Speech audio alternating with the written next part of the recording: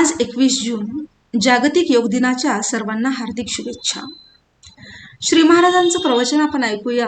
21 जून रोजीच आहे. ते म्हणतात की भाव असल्याशिवाय परमार्थ होत नाही.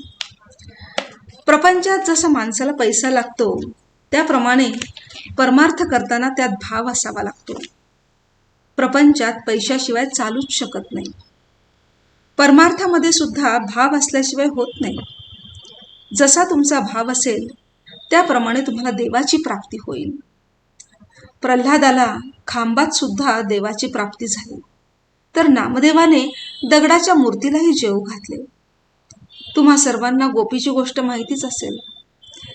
त्या गोपीला श्रीकृष्णाला जेवायला घालायचे होते, पण तिचा नवरा तिला जाऊ देईना.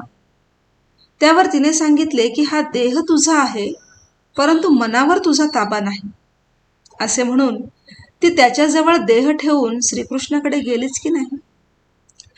त्याप्रमाणे आपण परमार्थात भाव ठेवणे जरूर आहे.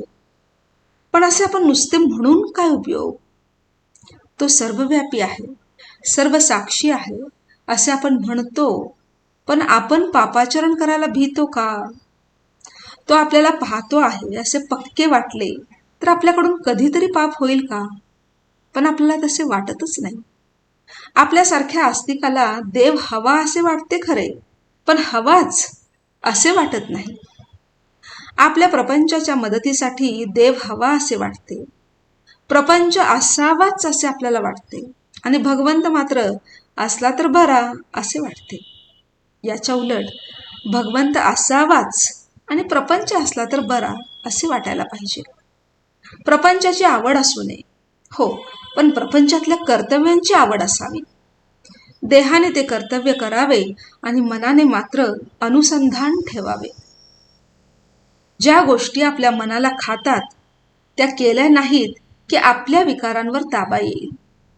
भगवंताच्या देखत आपल्याला करायला लाज वाटणार नाही अशीच कृती आपण करावी.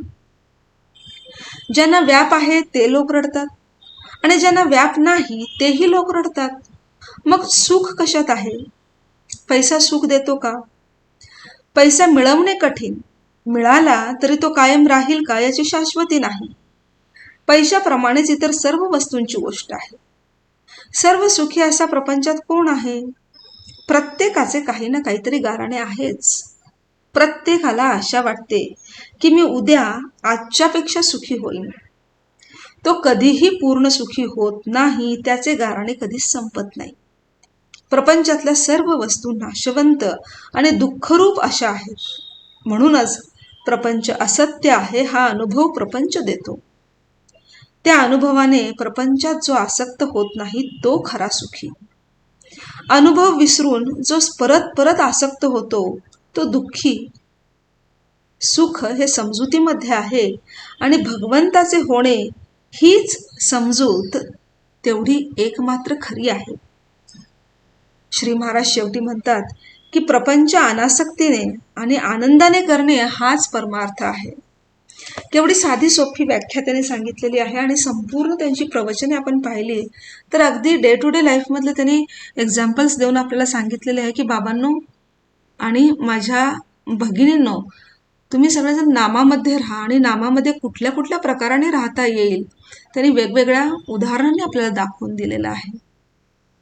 श्रीराम जय राम जय जय राम, श्रीराम जय राम जय जय राम.